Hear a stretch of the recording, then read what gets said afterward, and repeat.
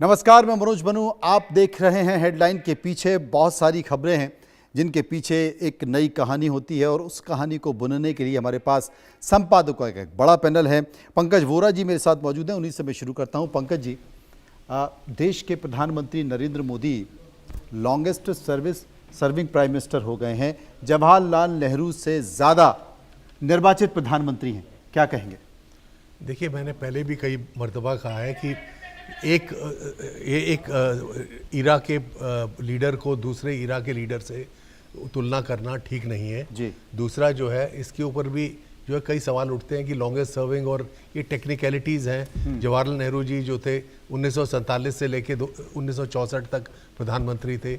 इसका मतलब कि जो उनका पहले का कार्यकाल था, आप क्या ये सजेस्ट कर रहे हैं कि वो अनकॉन्स्टिट्यूशनल था, कि अगर कॉन्स्टिट्यूशनली इलेक्टेड वो है?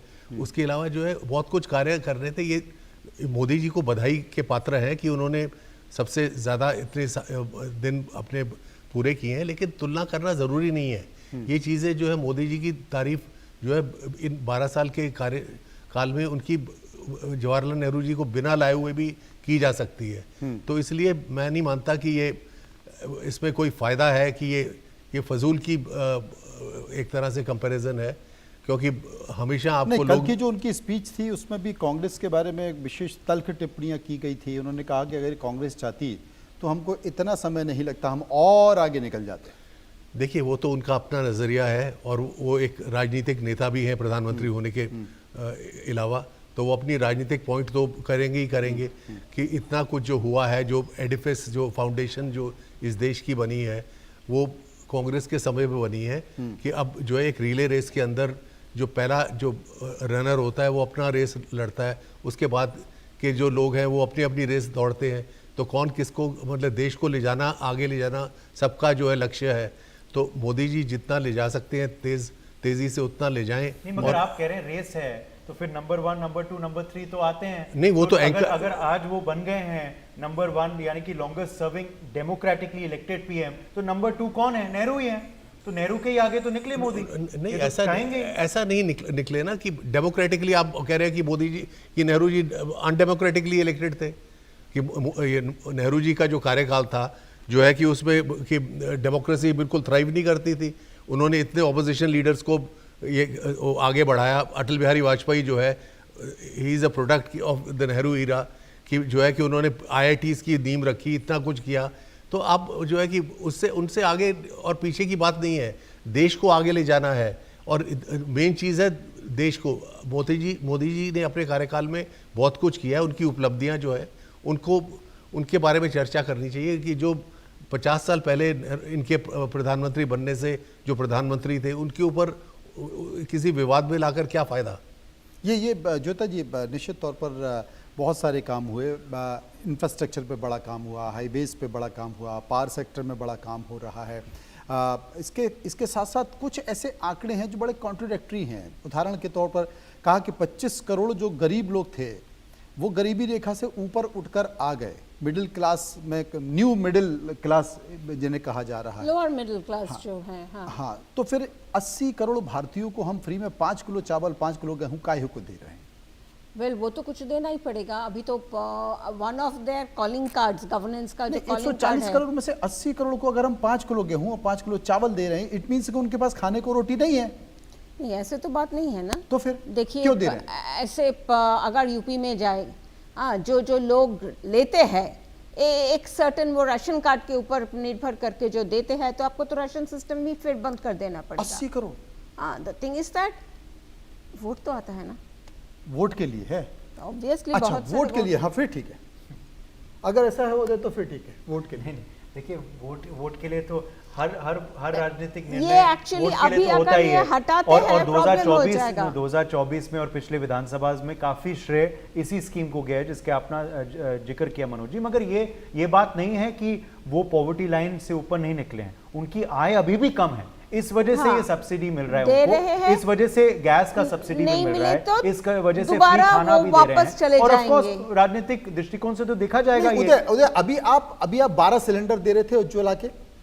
अभी जो नई समीक्षा की गई है, उस समीक्षा में आपने ये कहा है कि नहीं, असल में 12 सिलेंडर ज्यादा दिए जा रहे थे, 4 से ही काम चल सकता था, इसलिए हम 4 दे रहे हैं। बिल्कुल, क्योंकि तो जो consumption pattern- पहले जो समीक्षा की थी उन अधिकारियों को जिम्मेदार बना के आप टांग क्यों नहीं रहे हो कि जो टैक्स पेयर है उस टैक्स पेयर आदमी के पैसे को आपने पानी में बहाया है? पंकज जी गलत बोल रहा हूं?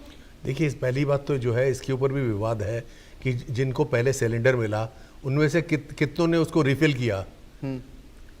आपने कागज पे तो दिखा दिया कि आपने इतने लोगों को गैस, उज्ज्वला गैस का वो कर दिया, लेकिन गैस की जो सप्लाई थी जो है उसको लेने के लिए अगर किसी को 20 किलोमीटर दूर जाना पड़े या 10 किलोमीटर दूर जाना पड़े तो कितने लोगों ने भरवाया कि वो फिर से लकड़ी का चूल्हा जलाकर बैठ गए।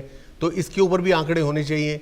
तो इसके ऊपर जब तक ये मतलब कि इसकी जो अच्छी इनिशिएटिव है कि ये गैस होनी चाहिए, घर घर में होनी चाहिए, लेकिन इसको जो है ना कोई बड़ा चढ़ाकर बोलना चाहिए, ना थोड़ा इसको कम करके बोलना मगर चाहिए। कभी जब भी कोई नहीं, संकट देखिए- आता है, जब भी कोई संकट आता है तो वो एक बदलाव का माध्यम बनता है। हमने देखा था कोरोना काल में वर्क फ्रॉम होम तो पहले भी हम कर सकते थे, मगर क्यों कोरोना काल में मजबूर हुए लोग वर्क फ्रॉम होम करना, इस वजह से बदलाव हुआ। जूम कॉल्स, अब हमारे डिबेट्स भी इतने जूम के माध्यम से होते हैं, ये तो पहले भी हो सकता था, ऐसे ऐप्स पहले भी थे, स्काइप था, मगर बदलाव हुआ। तो ऐसे ही अगर कंजम्पशन पैटर्न में अब देखा गया, क्योंकि आर्थिक संकट है, तेल की कमी है, देखा जा रहा है कि सप्लाई चेन्स जो हैं वो हैम्पर हो रहे हैं, अभी हमारे 3 दिन से लगातार हमले हो रहे हैं हमारे वेसल्स पर, तो ऑब्वियसली कुछ ना कुछ चीजें हमें बदलाव करना पड़ेगा। इस वजह से कंजम्पशन के तौर पे हरदीप सिंह पुरी ने अपने प्रेस कॉन्फ्रेंस में बोला, कंजम्पशन के तौर पे हमने देखा कि सिर्फ 4 की आवश्यकता है, इस वजह से 4 किया जा रहा है। नहीं, उदय आपका कहना बिल्कुल ठीक है। जैसे मेरी गाड़ी है, मेरी गाड़ी पे लिखा हुआ E10, यानी कि वो पेट्रोल में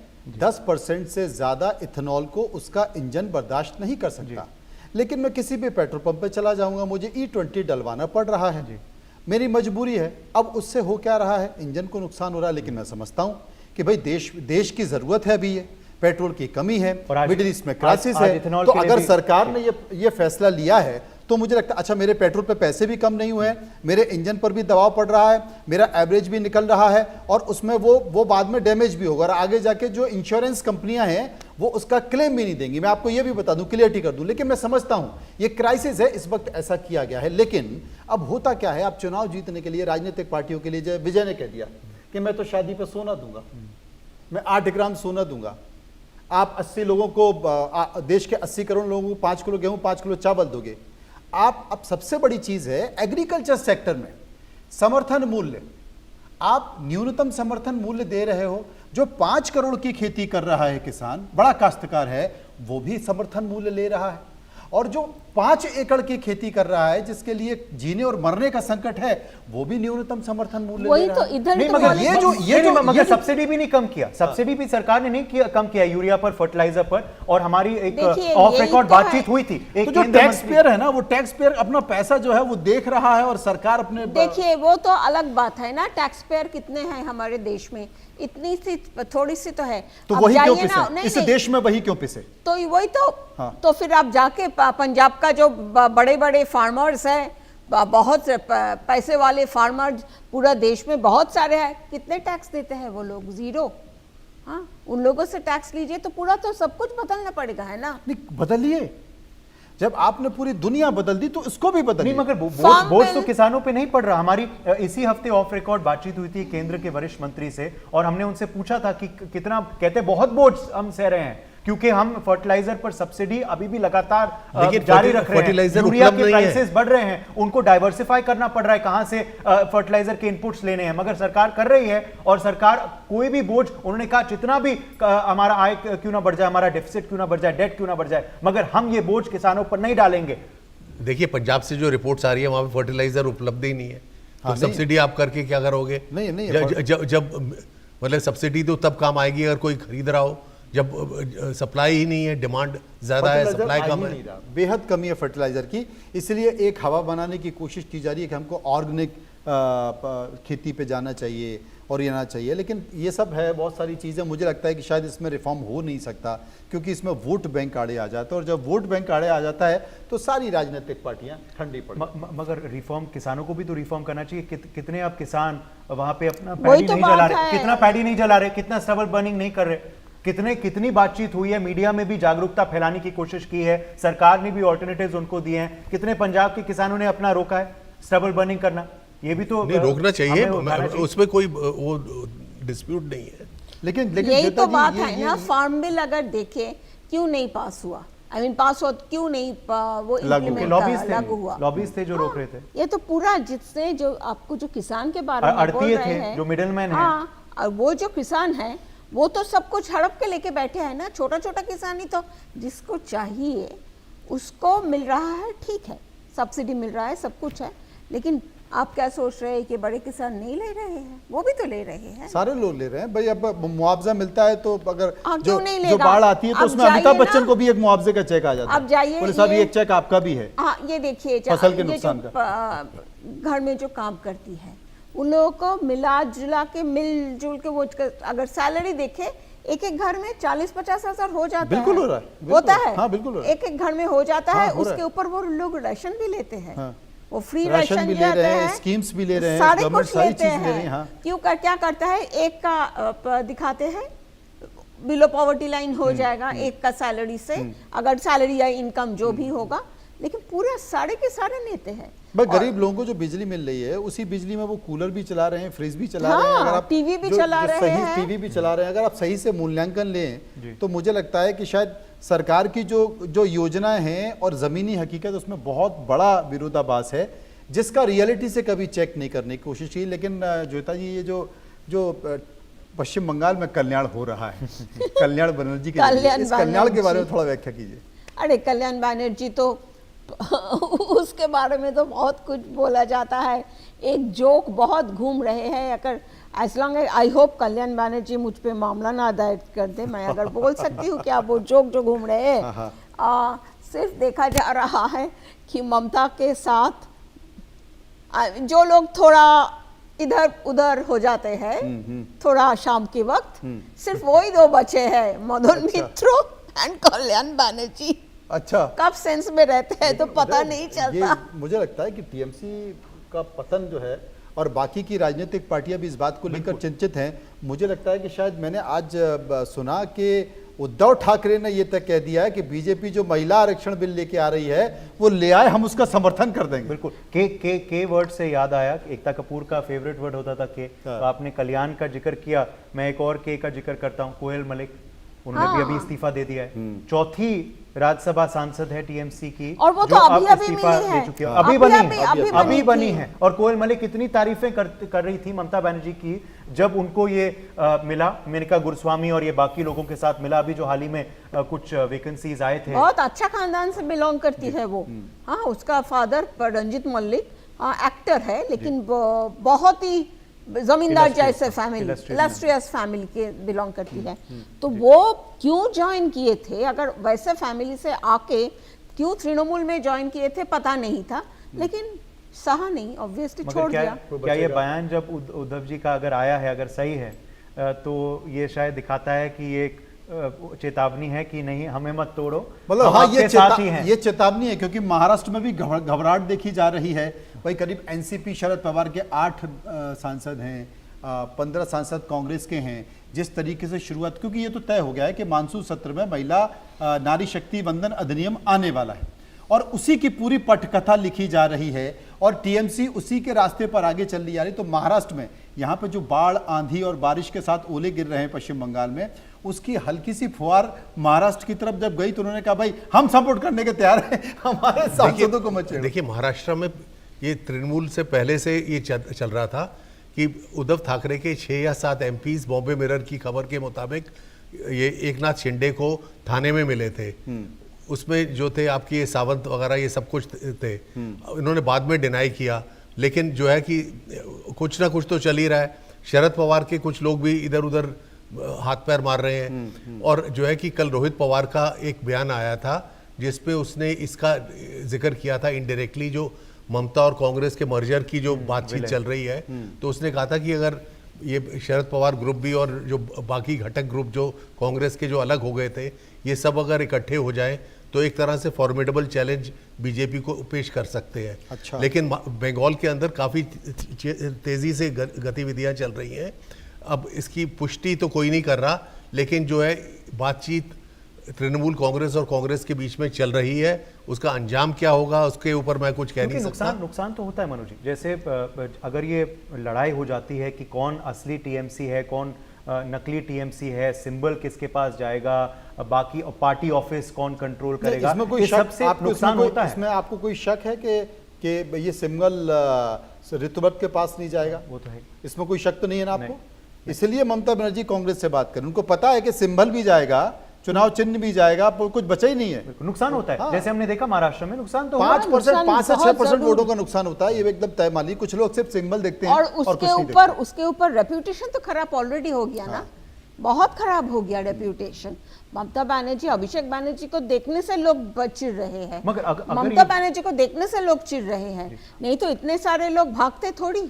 अगर ये विलय होता है तो बहुत बड़ी उपलब्धि होगी कांग्रेस पार्टी के लिए, क्योंकि फिर कांग्रेस पार्टी अपने आप को कहीं ना कहीं बंगाल में revive करता बंगाल में और महाराष्ट्र में और दी बिगेस्ट ऑपोजिशन पार्टी लेकिन कहला पंकज सकती जी, क्या आपको लगता है कि ये बाकी कोई शरद पवार भी देखिए बहुत बीमार रहने लगे हैं और वो भी चाहते हैं कि उनकी बेटी जो सुप्रिया सुले हैं उनको कोई एक सम्मानजनक पार्टी मिल जाए, सम्मानजनक पद मिल जाए, या बाकी के और जो छोटे छोटे दल हैं उनको भी ये लग रहा है कि भाई बीजेपी क्षेत्रीय पार्टियों को बिल्कुल बर्दाश्त नहीं कर रही है, उनको खत्म कर रही है और आने वाले समय में इस देश में 2 पार्टी सिस्टम होगा, कांग्रेस और बीजेपी। आपको लगता है कि अब बाकी के लोग कांग्रेस के साथ आ जाएंगे और कांग्रेस उस स्थिति में पहुंच पाएगी? देखिए, ये तो सिर्फ वक्त बताएगा, लेकिन शरद पवार का जहाँ तक सवाल है उनके ऊपर कभी भरोसा नहीं किया जा सकता कि कब वो पैंतरा बदल लें।